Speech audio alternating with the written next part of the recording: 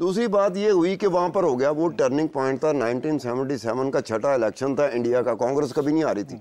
1977 में बुरे तरीके से पिट गई, ठीक है ना, अदालत बीच में आ गई। उसके बाद अभी बांग्लादेश में क्या हुआ, जॉब कोटा जो था वो शेख हसीना वाजिद का नहीं था, वो तो 2018 में उसने एबॉलिश कर दिया था।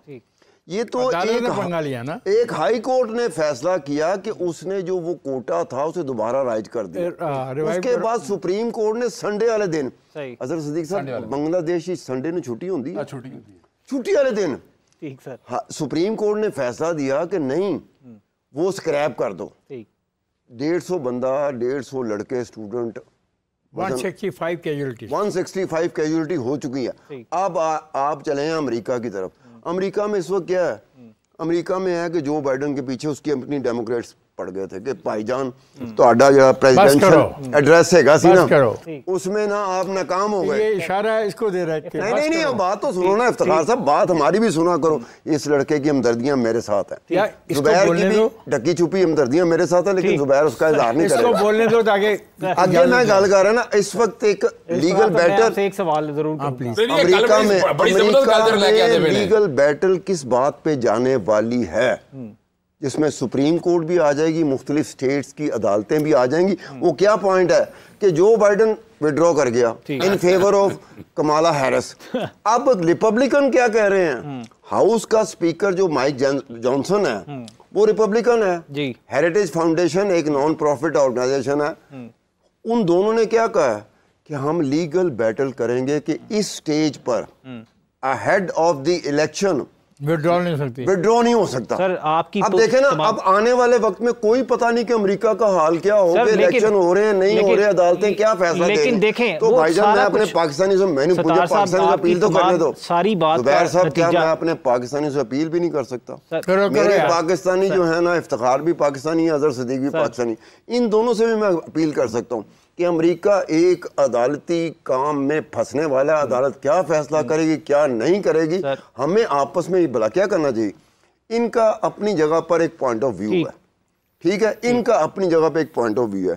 ये दोनों के पॉइंट ऑफ व्यू उस जगह तक नहीं जाने चाहिए जहां पर बहस जो है ना वो दलील के बगैर चलना शुरू हो जाए। बिल्कुल, बहस जब दलील के बगैर चलती है ना, बड़ी खूबसूरत रिजल्ट ऐसा नहीं, बहुत खूबसूरत। अब आप ज़हमत दें मियां सुहेल साहब को, ये बेचारा बड़ी देर से मेरे साथ देख रहा था। कहना चाहेंगे सर, मैं सिर्फ क्योंकि बहुत ज़्यादा पॉलिटिकल डिस्कशन होगी तो I will return towards the legal discussion, क्योंकि वकील ऑनलाइन का मकसद ये है कि मेरा जो पॉइंट ऑफ व्यू है इसके अंदर जो हिस्टोरिकली पड़ा है, विद ड्यू रिस्पेक्ट, इसके अंदर क्योंकि ये तमाम की तमाम सिचुएशन अराइज ही तब होती है जब डिस्प्यूट आता है। बिल्कुल, और जब डिस्प्यूट आता है तो चीज़ें रिवर्ट बैक करती हैं टूवर्ड्स द कोर्ट्स, और कोर्ट्स जो है वो क्योंकि इंटरप्रिटेशन करके उस चीज़ के हवाले से उस डिस्प्यूट को रिजॉल्व करती हैं।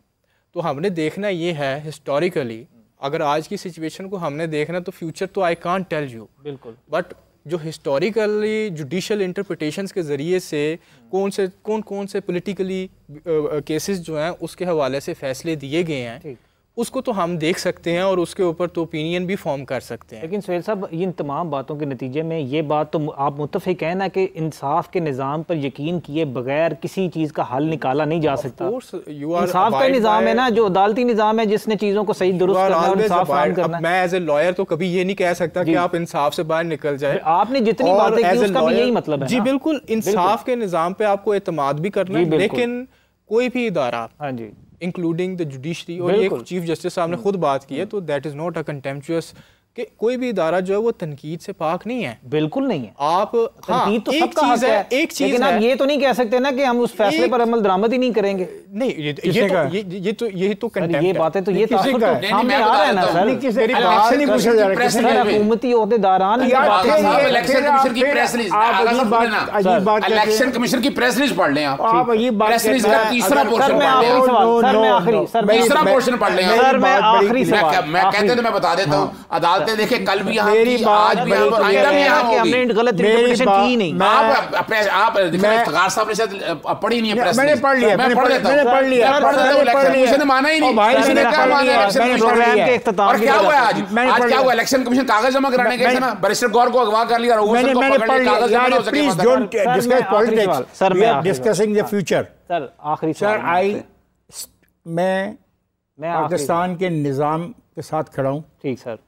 निज़ाम में जो तकसीम कार है पार्लियामेंट का, ठीक सर, अदलिया का, एग्जीक्यूटिव को, मैं उसको सपोर्ट करता हूँ और मैं किसी को किसी में मदाखलत करने की इजाज़त देने के खिलाफ। बिल्कुल, यानी कि आप यही चाह रहे हैं ना कि जो आइन है उसके ऊपर अमल दरामद किया जाए और सारे अपनी अपनी हदूद में रहकर काम करें। आखिरी सर मेरा सवाल आपसे है, अभी आपने पहले बात की कि मतलब तसादुम क्रिएट करने से तो कोई चीज़ें ख़त्म नहीं होगी, ऐसे यही आपकी राय थी? यस। तो सर मैं आखिरी सवाल मुझे मेरा आपसे ये है कि जो पीटीआई को बैन करने का मतलब इस फैसले के नतीजे में एक पार्टी है जो पार्लियामेंट की सबसे बड़ी पार्टी बनने जा रही है, बैन कर छोटी बड़ी की बात नहीं है जी। मैं किसी भी सियासी पार्टी को बैन करने के खिलाफ हूँ। ये कोई नई बात नहीं है। जब नैब को बैन किया गया था तब भी हमने अपोज किया था। हम सियासी जमातों को बैन करने के खिलाफ मैं समझ हूँ, लेकिन उनमें जो लोग हैं शर पैदा कर रहे उनके खिलाफ मुल्क की कवानीन को एक्ट करना है। बिल्कुल, उनको खिलाफ कार्रवाई की जा सकती है और करनी भी चाहिए जो इंतशार पैदा करने की कोशिश कर रहे हैं, लेकिन किसी सियासी जमात को बैन करने के आप बरखिलाफ? बिल्कुल मैं बरखिलाफ हूँ, दो चीज़ों के खिलाफ हूँ। मैं एक फांसी के खिलाफ हूँ, किसी सियासतदान को फांसी देने के, और सियासी पार्टी को बिला वजह बैन करने के। उस पार्टी के अंदर जो लोग हैं जिन्होंने ऐसी हरकतें की हैं कि वो कानून के ताबे इसके काबिल हैं कि उनको गिरफ्तार किया जाए, उनको सजा दी जाए, उनके खिलाफ। तो झूठे पर्चे, ये जो फ्रॉड हो रहा है, ये ज्यादतियां हो रही हैं, उसमें क्या कहेंगे इफ्तिखार साहब? सर मेरा ख्याल है इफ्तिखार साहब का मौका पहले आ चुका है। इस मजीद इस बहस को इलॉजिकल बनाने से हमारे को फायदा हासिल नहीं होगा। है कि ये बिल्कुल 100% इत्तेफाक करता हूं, लेकिन आप जो सियासी जमातों के साथ पॉलिटिकल इंजीनियरिंग करते हैं, जो कुछ हो रहा है ये सारा कुछ, तो ये बातें तो कोर्ट्स भी पहले कह चुकी है ना। लेकिन रुक नहीं रही ना। आपने पूछा है मुझसे, मैं यही तो पूछना समझना चाह रहा हूं कि ठीक है। नहीं पूछा, आप घसीट के मैं क्या मैं लेके आऊंगा आपको इस तरफ कि भाई सियासी इंजीनियरिंग रोकेंगे नहीं जब तक ये मुल्क नहीं आ सकता। ये जवाब दे दें, अगर पाकिस्तान तहरीक इंसाफ को बैन किया गया तो इसके क्या नतीजे होंगे? देखिए पहली तो बात बड़ी वाज़ेह तौर पर है, अडहाक जजेस लगाने का मकसद भी यही था।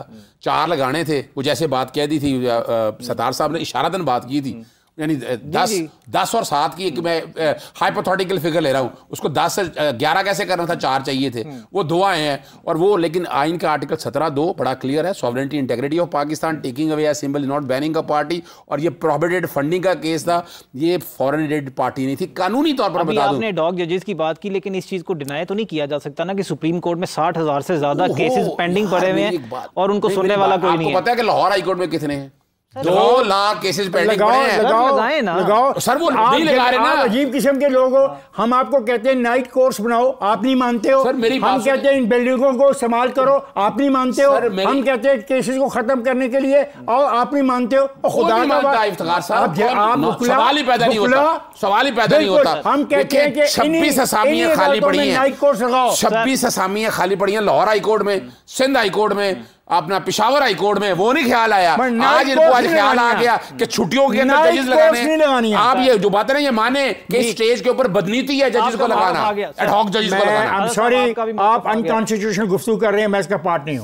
सर मेरा ख्याल है प्रोग्राम के इख्तिताम की तरफ चलते हैं। जो आपके पॉइंट्स है वो भी सामने आ चुके हैं और आपके भी जो लॉजिकल पॉइंट्स है वो सीधी सी बात है कि नाज़रीन, आज के प्रोग्राम के इख्तिताम करते हुए जो हमने आज डिस्कस की उसका नतीजा यही है कि तमाम इदारे मुल्क में बेहतरी तभी आ सकती है, सियासी, मुआशी और हर तरह से इस्तेकाम तब ही मुमकिन है कि अगर तमाम इदारे इस आइन जिस पर तमाम पाकिस्तान और तमाम इदारे मुत्तफ़िक हुए बड़ी मुश्किल के बाद 1973 में, उस पर अमल दरामद किया जाए और उसके तहत तमाम इदारे अपनी अपनी हदूद में रह कर काम करें, तो फिर ही मुल्क में कि हर किस्म का इस्तेकाम मुमकिन है। तो आज के प्रोग्राम से हमें इजाज़त दीजिए, इंशाल्लाह फिर मिलेंगे। अल्लाह हाफ़िज़।